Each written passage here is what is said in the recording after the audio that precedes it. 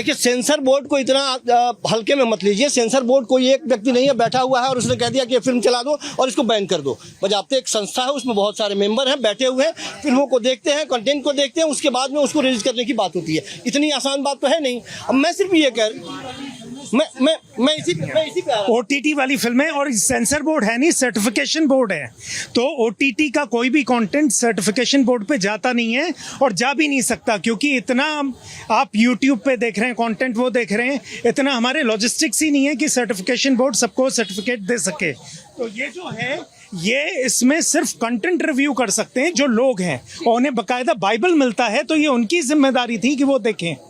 ठीक है, मैं सिर्फ यही कह रहा हूँ कि जहाँ इतनी लिबर्टी मिल रही हो, जहाँ कोई उस पर सेंसर नहीं हो, जहाँ कोई लगाम नहीं हो, आपके हाथ में एक मोबाइल है, मोबाइल में जो चाहे, जब चाहे, जैसे चाहे आप देख सकते हैं, आपके लिए ये उपलब्ध है। मैं अपने बच्चों को सजग करता हूँ कि गलत क्या है और सही क्या है, क्या देखे और क्या नहीं देखे, ये हमारे ऊपर डिपेंड करता है। हम सब पे यदि सेंसर लगाएंगे, भारत में पोर्न बैन कर दिया गया है, और आप अभी चाहिए, आपको मोबाइल में लाइए, हम निकाल के दिखाते हैं, आप आसानी से देख सकते हैं। ठीक है, एक बार जनता को सुन लेते हैं। रवि जी, लौटूंगी मैं आपके पास। जनता को सुन लेते हैं। जनता, यहाँ आप बोलना चाह रहे थे?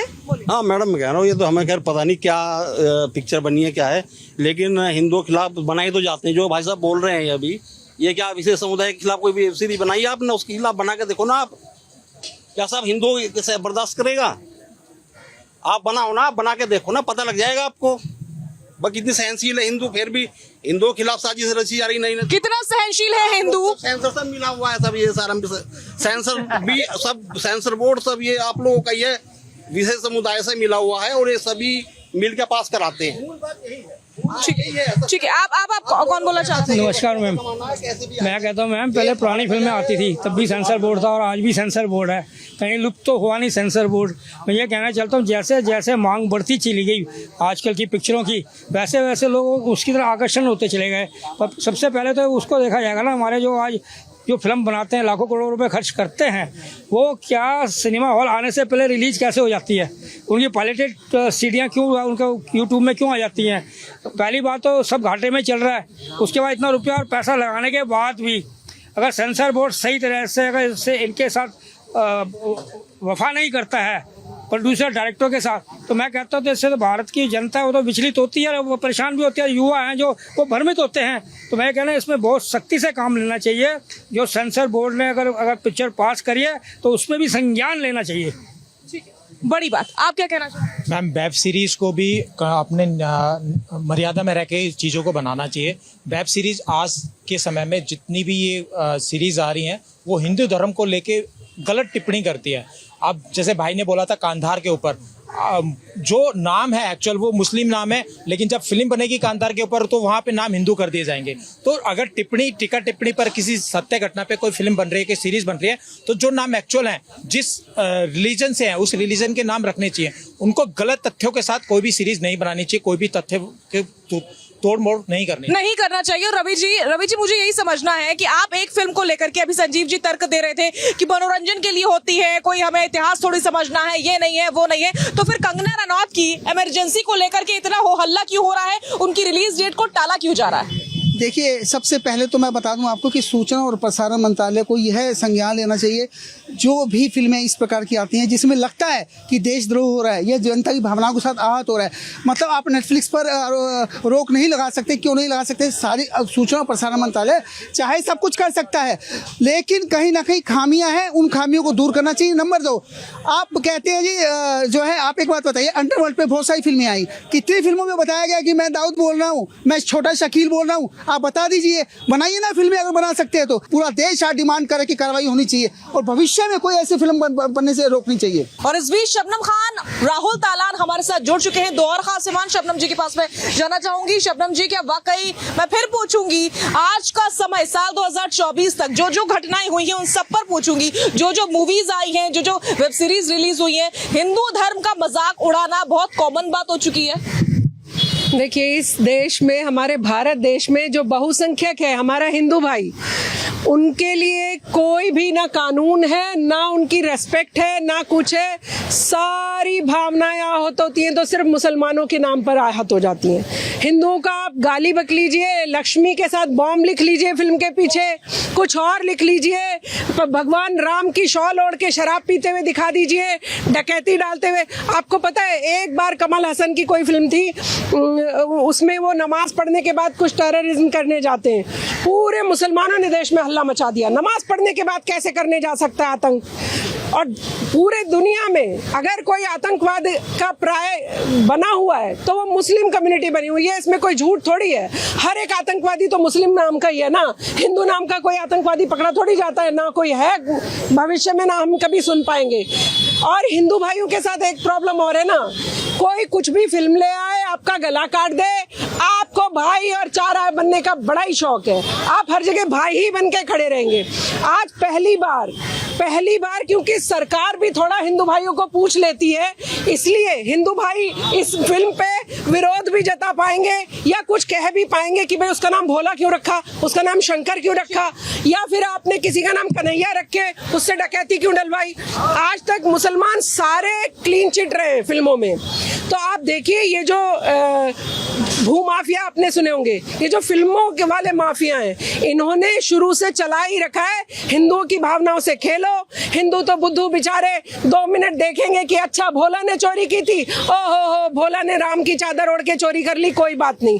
मुसलमान के अल्लाह लिखी हुई चादर ओढ़ के जरा चोरी का सीन दिखाइए, आप पूरी दुनिया में तहलका मचा देगा मुसलमान। ठीक है, राहुल तालान जी, आप शबनम खान की बात से इत्तेफाक रखते हैं या नहीं?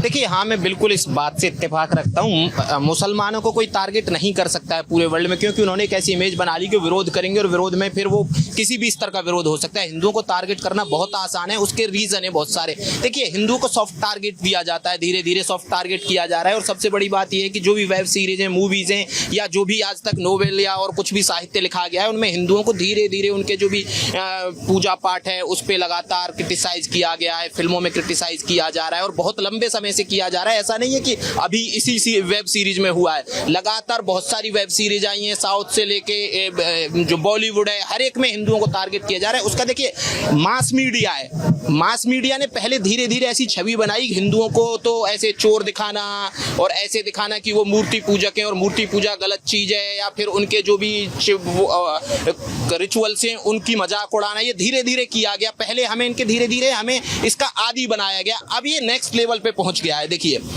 जैसे कि अगर जो मैं 26/11 की बात करूं, 26/11 में कसाब कलावा बांध के आया था, तो उसमें ऐसा नहीं है कि सिर्फ और सिर्फ बॉलीवुड और या टॉलीवुड ही शामिल है, उसमें कांग्रेस भी शामिल है। कांग्रेस क्यों शामिल है? देखिए, दिग्विजय सिंह ने क्या बोला था। सबसे पहले दिग्विजय सिंह ने बोला कि ये आरएसएस का कराया गया काम है, और फिर बहुत सारे मीडिया ने यह भी लिखा था कसाब को कि वो हिंदू है क्योंकि उसने कलावा बांध रखा था। अगर जो कोई लोग फेक आइडेंटिटी लेके आ जाए और आप उसको अचानक से बगैर इन्वेस्टिगेशन के हिंदू घोषित कर दें, और कांग्रेस सबसे पहले देखिए इस चीज की ना जनक है। कांग्रेस ने धीरे धीरे हिंदुओं को टारगेट करना शुरू किया और कांग्रेस ने कभी भी इस चीज पे रोक लगाने की कोशिश नहीं की है। क्यों नहीं की है? देखिए, सबसे पहले भगवा आतंकवाद का वर्ड किसने जनरेट किया? कांग्रेस ने किया, और जानबूझ के किया गया, और उस पे फेक थ्योरीज लेके आई गई और अपने नेताओं को इस चीज के लिए इंगित किया गया, बताया गया कि भाई आप बोलिए भगवा आतंकवाद पर। भगवा आतंकवाद ऐसे मतलब हिंदुओं को एक तरीके से, अगर जो हिंदू भगवा रंग को ही आतंकवाद से जोड़ने की कोशिश की गई थी, जो हिंदुओं की पहचान है, जो भारत की पहचान है, जो सैक्रिफाइस की पहचान है, उसको जोड़ने की जो कोशिश की गई है वो बहुत लंबे समय से कांग्रेस करती रही है, और इसकी जिम्मेदारी कांग्रेस को लेनी भी चाहिए। ऐसा नहीं है कि बीजेपी ने सबसे पहले बोला था कि भाई भगवा आतंकवाद है और किस मुसलमानों ने बोला था, नहीं, सबसे पहले कांग्रेस ने बोला है। संजीव जी मुस्कुरा रहे हैं आपकी बात पे, क्यों मुस्कुरा रहे हैं जान लेते हैं। क्या वाकई आप भगवा आतंकवाद पे विश्वास रखते हैं?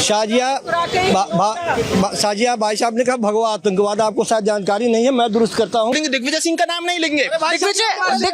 दिग्विजय को आप भूल गए? कौन थे? गृह मंत्री कौन थे? अधिकारी है, नौकरशाह है, वो गृह मंत्री के कहने पे चलता है। नौकरशाह, कभी आपको लगता है कि गृह मंत्री जो बोले और वो अपना उसके मंतव्य या कुछ अपनी उसकी, ठीक है, गृह मंत्री के सामने ये तथ्य है, कुमार सिंधे ये तथ्य है जिसे आप नहीं काट सकते। पहली बार उन्होंने ये शब्द इस्तेमाल किया था और वो आज भारतीय पहले जनता पार्टी के सुशील पास कुमार गया। शिंदे ने अब किया सुनिए, था। अब आगे- सुशील कुमार शिंदे अरे भाई साहब, जब गृहमंत्री थे। इससे आगे चलते हैं ना, इससे हाँ, तो आगे पहले सुशील यहीं कुमार पे- शिंदे का नाम लीजिए। अरे यहीं पे क्यों अटक जाते हैं? वो कह रहे हैं कि सुशील कुमार शिंदे का नाम आप पहले लीजिए, बाद में उनका नाम लीजिए। एक छोटा सा इंडस्ट्री है, फिल्म इंडस्ट्री, कितना स्ट्रॉन्ग है वो, उसका उदाहरण है कि पूरे हिंदुस्तान को डुला देने की क्षमता रखता है वो।